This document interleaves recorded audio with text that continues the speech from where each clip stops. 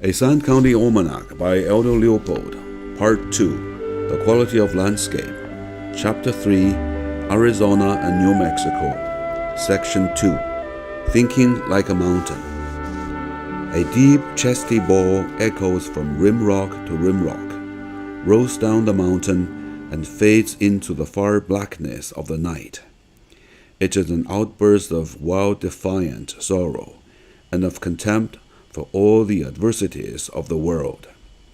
Every living thing, and perhaps many a dead one as well, pays heed to that call. To the deer, it is a reminder of the way of all flesh.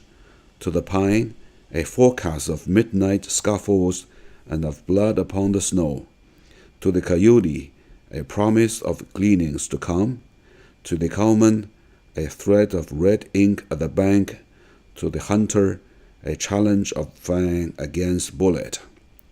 Yet, behind these obvious and immediate hopes and fears, there lies a deeper meaning, known only to the mountain itself. Only the mountain has lived long enough to listen objectively to the howl of a wolf.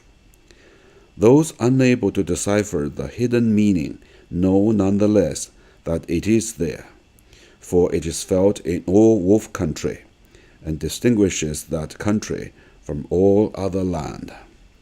It tingles in the spine of all who hear wolves by night, or who scan their tracks by day.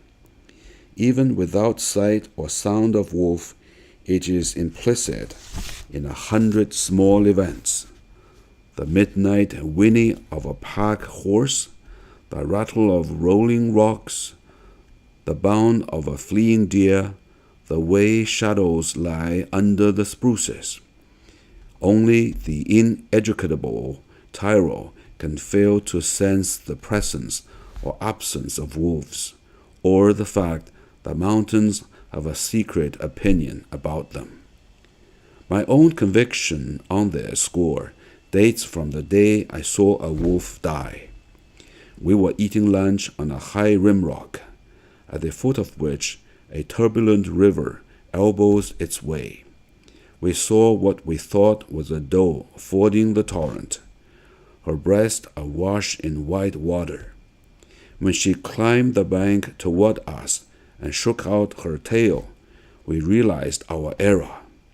It was a wolf. A half-dozen others, evidently grown pups, sprang from the willows and all joined in a welcoming melee of wagging tails and playful maulings. What was literally a pile of wolves writhed and tumbled in the center of an open flat at the foot of our rim rock. In those days, we had never heard of passing up a chance to kill a wolf. In a second, we were pumping lead into the pack, but with more excitement than accuracy. How to aim a steep downhill shot is always confusing. When our rifles were empty, the old wolf was down, and the pup was dragging a leg into impassable slide rocks. We reached the old wolf in time to watch a fierce green fire dying in her eyes. I realized then, and have known ever since, that there was something new to me in those eyes, something known only to her and to the mountain. I was young then, and full of trigger itch. I thought that because fewer wolves meant more deer, that no wolves would mean hunter's paradise. But after seeing the green fire die, I sensed that neither the wolf nor the mountain agreed with such a view. Since then, I've lived to see state after state extirpate its wolves. I have watched the face of many a newly wolfless mountain, and seen the south-facing slopes wrinkle with a maze of new deer trails.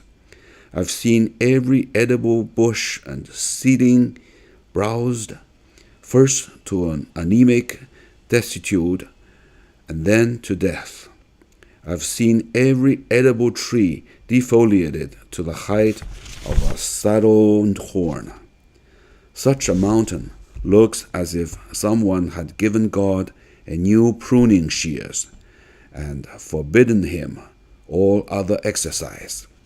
In the end, the starved bones of the hoped-for deer herd, dead of its own too much, bleach with the bones of the dead sage, or molder under the high-lined junipers. I now suspect that just as a deer herd lives in mortal fear of its wolves, so does a mountain live in mortal fear of its deer, and perhaps with better cause, for while a buck put down by wolves can be replaced in 2 or 3 years, a range put down by too many deer may fail of replacement in as many decades. So also with cows. The cowman who cleans his range of wolves does not realize that he is taking over the wolf's job of trimming the herd to fit the range. He has not learned to think like a mountain. Hence, we have dust bowls and rivers washing the future into the sea. We all strive for safety, prosperity, comfort, long life, and dullness. The deer strives with his supple legs, the cowman with trap and poison, the statesman with pen, the most of us with machines, votes, and dollars. But it all comes to the same thing: peace in our time. A measure of success in this is all well enough, and perhaps is a requisite to objective thinking. But too much safety seems to yield only danger in the long run. Perhaps this is behind Thoreau's dictum, "In wildness is the salvation of the world." Perhaps this is the hidden meaning in the howl of the wolf, long known among mountains, but seldom perceived among men.